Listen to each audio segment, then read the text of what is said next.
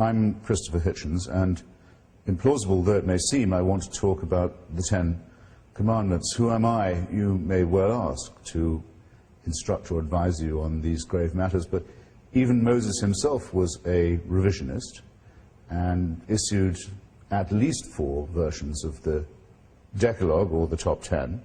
So if he can be a revisionist, well, so can I. Picture then, if you will, that I'm not just taking a blue pencil, but an actual chisel, and seeing if these tablets of stone could possibly stand a bit of an update for our time. Numbers 1 and 2 actually don't have anything to do with ethics at all. They are injunctions. They remind or instruct you that I am the Lord thy God, that thou shalt have no other gods before me, and they forbid the making of graven images.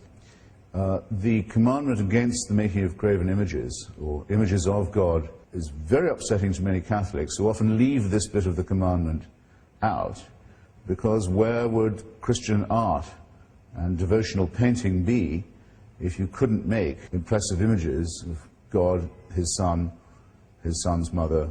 Then we are rather sternly ordered not to take the name of this God in vain, and it's then added rather superfluously that you won't be held guiltless if you do take the name of this Lord in vain. Well, no one has ever worked out exactly how to obey this commandment. Is it taking the Lord's name in vain to shout, God is great, while blowing yourself up and killing innocent people? Some say it's obedience to the law of God.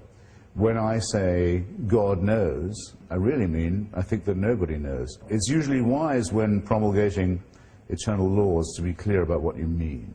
Remember the Sabbath day to keep it holy.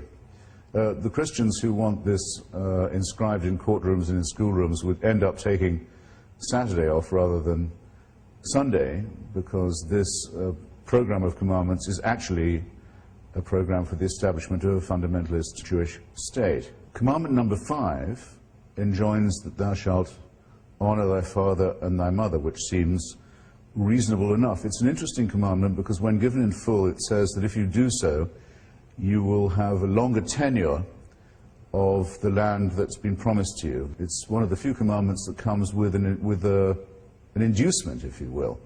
It even seems to suggest that you should honor your father and mother because you expect a legacy from them. Number 6, thou shalt not kill. Almost immediately after the events at Sinai and the delivery of these instructions by God from the top of the mountain, Moses orders all his supporters to draw their swords and kill all their friends and brothers for their profanity. Number 7, thou shalt not commit adultery. The Turkish government, an Islamic party, recently tried to make this actual law in Turkey itself, but failed. It's difficult to see why this well-known offense should be classified with murder and theft and perjury. Usually the punishment for those who commit it is what you might call self-inflicted. Commandment number 8, thou shalt not steal. Very little to quarrel with here. We don't know of any society that has a commandment saying it's okay to steal, or a social custom that allows it. Then we arrive at a moment of comparatively rare nuance and sophistication. Thou shalt not bear false witness against thy neighbor. The idea of convicting someone who is innocent by bearing false testimony against them is and should be shocking to the entire human conscience. So this is not only one of the finest of the commandments, maybe the finest, but in its stress on the not and the false witness against, it shows a very rare and careful sense of the balance and scruple that's required for judgment and justice. The last of, at least this version of the Ten Commandments, is also sometimes famous by its number, number 10. It forbids the coveting of your neighbor's or thy neighbor's goods, these to include his ox, his ass, his wife.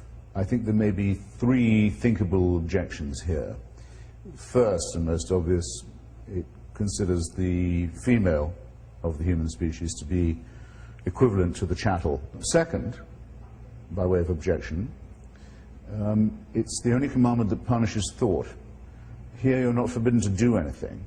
You're forbidden to think even about something. And third, the attempt to suppress an instinct, a desire that must have been put by God into us in the first place. Otherwise, how would we know? The essential division of opinion is this: did God make men, or did men make many gods? There are enough discrepancies just in the well-known version for us to be certain that we're looking here at a God who improvises, who's jealous, who's short of temper, who's inconsistent, or, if by any chance God didn't make Moses and the Hebrews, that the people who made God were jealous, short-tempered, inconsistent, and capricious in their turn. I don't know about you, but as between the consideration that man was made by God, or that many gods were made by men, I've never thought there was